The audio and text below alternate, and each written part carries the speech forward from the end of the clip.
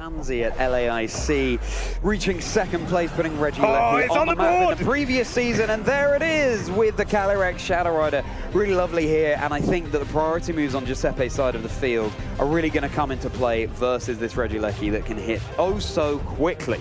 Now we have a classic Calyrex mirror here, with both of them running the Life Orb, both of them running the Terra Dark.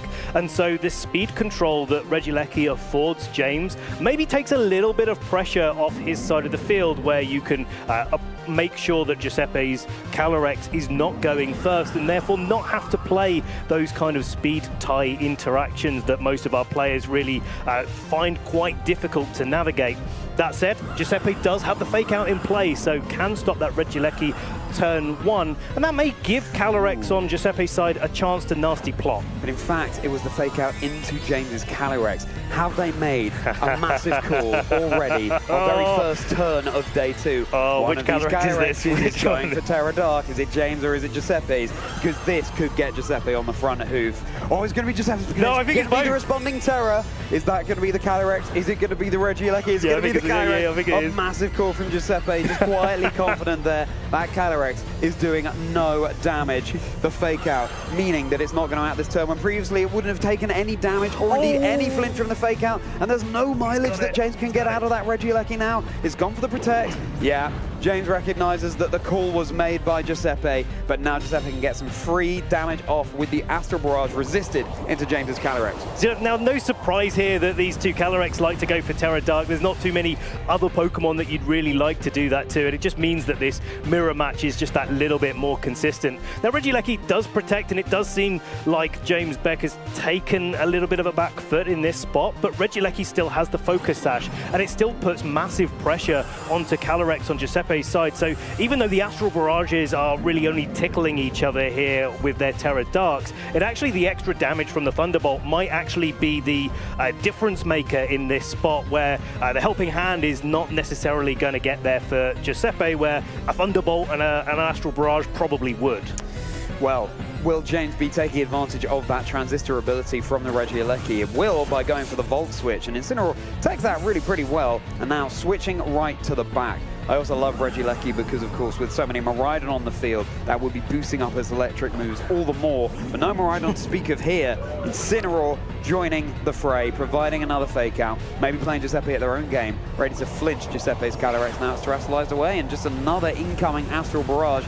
Both these now Dark-type Pokemon soaking up that damage really pretty well, and the responding Astral Barrage too, so we're just trading pretty simply so far this game. Yeah, it's like blow for blow here, but it looks like Giuseppe is just like slightly ahead. Yeah. But I think the speed onto the Calyrex is the real difference maker here. Parting Shot coming into the Calyrex, so lowering the special attack of it for a little bit later, but it looks like, and we haven't got this confirmed by any stretch of the imagination, that Giuseppe's Calyrex is maybe trained to be slightly faster than James's, so that advantage is sort of more squarely in Giuseppe's favor where these two Calyrexes match up. Special attack being boosted of Giuseppe's Raging Bolt here. I mean, now you've had your special attack dropped over on James's Calyrex, the Raging Bolt will be soaking up that damage so much better, and Calyrex needs to be in a position where it can start to snowball.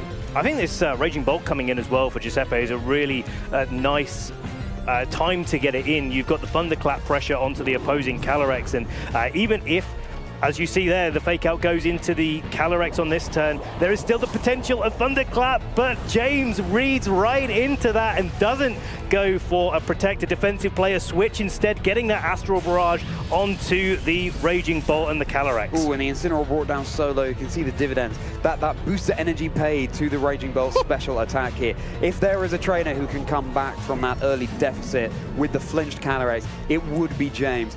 No stranger at all to be able to turn the tables, just knowing the decisions they need to make when the chips are down. But you know, I've played Giuseppe plenty of times in the local UK events, and I've got to tell you that Giuseppe is no stranger to having these sort of comebacks as well, playing these more slow, more grindy games where you have to trade a little bit, you have to switch around a little bit, you have to get your position before going in for the final blow. Well, Calyrex not going to be taking any damage here, neither is Raging Bolt, so just scouting out for what James might have been going in for. Of course, the fake out we saw on the previous turn, so no flinch protection in this situation. Just another Astral Barrage, maybe Giuseppe trying to bait out a switch here that James could have gone for.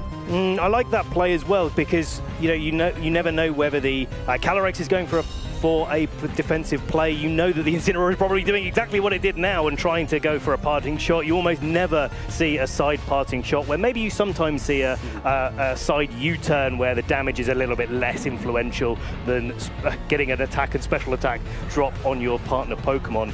And I think that, like, looking at this board state now, I'm just looking at the HP left on the Calyrex. It's only got one more attack in it before it goes down. I think that attack is going to be needed to try to knock out the Raging Bolt, but the Raging Bolt responds with a Thunderclap. Goodbye and zapped. That is James's Calyrex Shadow Rider, or should we say Dark Rider, down and out for the count.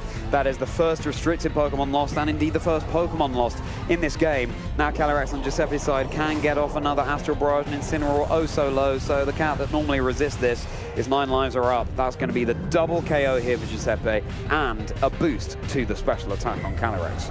I'm wondering now, though, with the special attack boost on the Calyrex, actually probably not going to make too much difference in this game state, because the Regieleki that we know is in the back is easily capable of outspeeding and knocking out the Calyrex on Giuseppe's side. But this Volcarona, I think, is really interesting here coming in, because while it can go for a Quiver Dance, its Fiery Dance and Giga Drain as its special attacking options are not going to be able to knock out that Raging Bolt particularly quickly.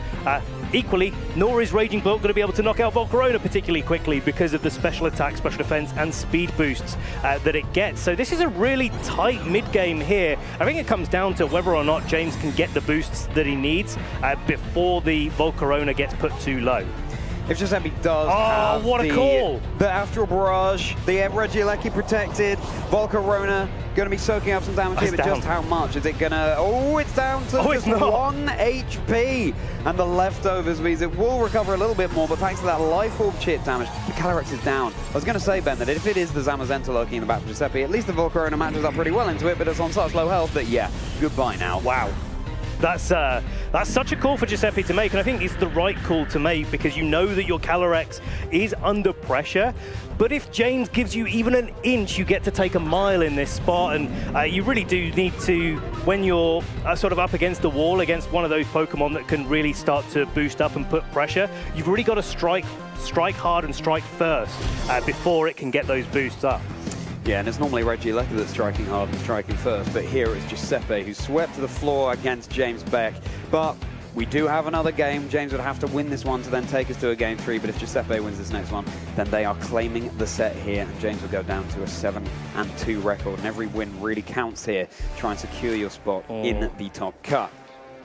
See, I think looking back at the replays here, I think it's very clear that Giuseppe was comfortable to take some risks in the early game, certainly with the Calyrex speed interactions between the two of them. I think Giuseppe felt probably a bit more comfortable than usual to take those risks, knowing that if it didn't go quite the way that he wanted to, he had something in the back that was able to really come to the fore. So I really like the way that Giuseppe played it, but thinking about James's position going into game 2, it's hard to say at this level of competition. I'm not sitting there at the desk, right? But it does feel like James does need to press the advantage a little bit more, play that little bit more aggressively, not give Giuseppe the same space that he had to just attack in game 1, and maybe a little bit of an adjustment to play there, maybe even bringing the Volcarona slightly earlier in the game to get those boosts up could be an option for him to play for this game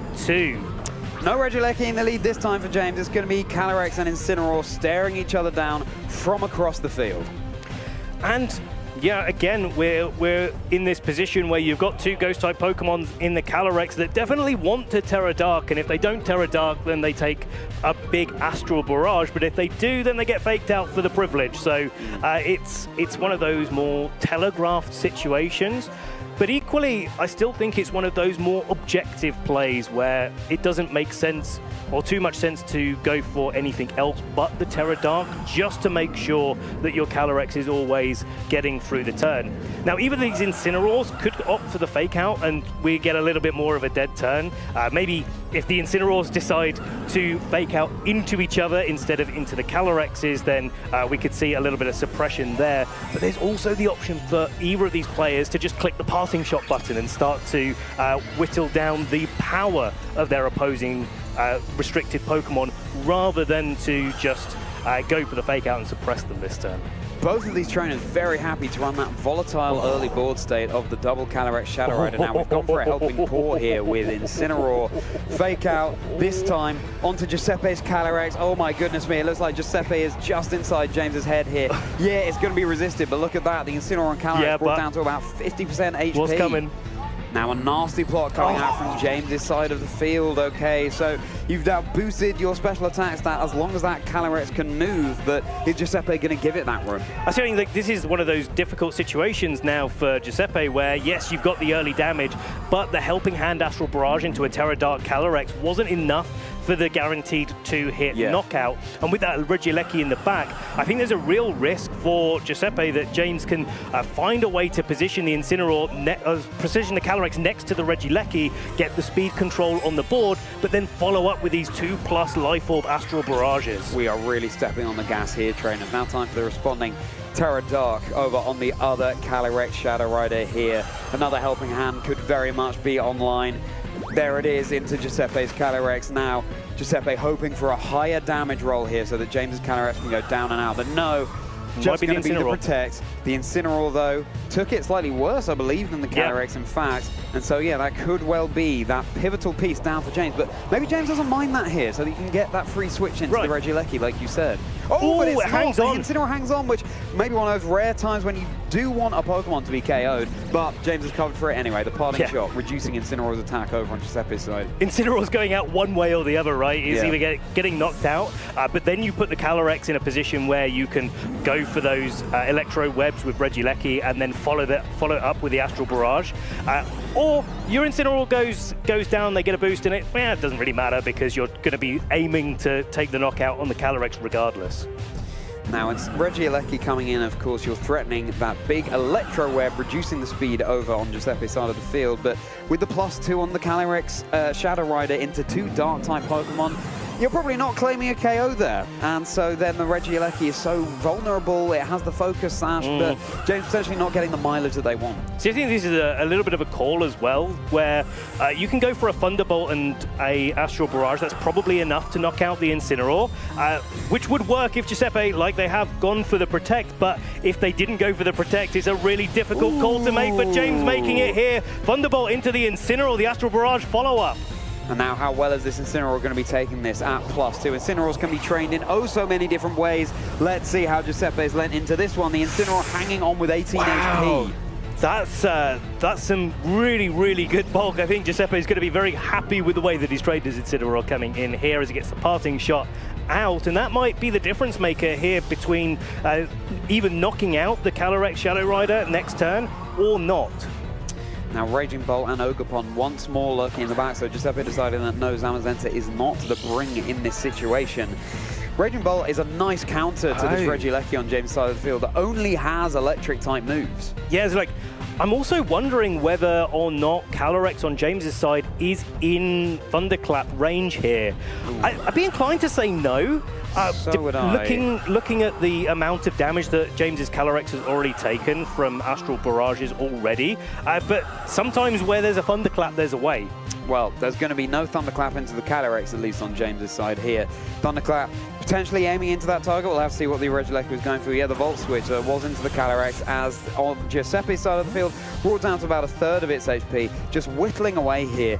Is it going to be the case that whichever trainer removes the opponent's Calyrex first will then continue to sweep the game as Incineroar rejoins the field, providing that threat of the fake out? And if the Astral Barrage isn't the target here, yeah, the Incineroar would be able to get a fake out next turn. But as it stands, Giuseppe, I don't think, has any real reason not to just go straight for the Astral Barrage in this spot where they're really threatening the Thunderclap. And if the Regieleki didn't go for the Electro Web, you still get the ability to knock out the Calyrex if indeed, as we suspect, Giuseppe's Calyrex looks to be faster than James's. Right, Regieleki now rejoining the field here. bouncing away happily, crucially with that focus sash still intact. Electro Web once more would mean that Calyrex on James' side might be able to sweep here, but of course you can just keep pivoting around with the Volt Switch as long as you're happy to switch in something from the back.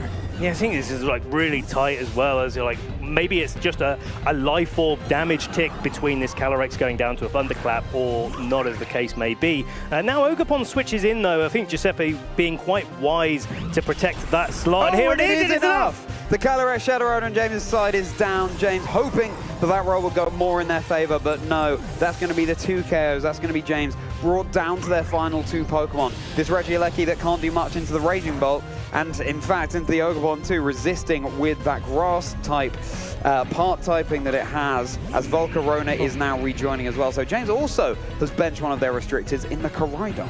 Yeah, I think it's probably wise in this situation as well, but unfortunately Volcarona staring down one of the Pokemon that it really doesn't like to see in that Ogerpon. A Thunderbolt going into that slot and maybe trying to pick up the paralysis there as Ivy Cudgel. I think this is one of Volcarona's worst nightmares. Targets down into it, the Thunderbolt goes in next, so this is a really slow Volcarona by the looks of things. It just goes straight down. James doesn't get any value out of it whatsoever. Now that Regieleki is sitting in a position with, as we've been saying, electric type moves.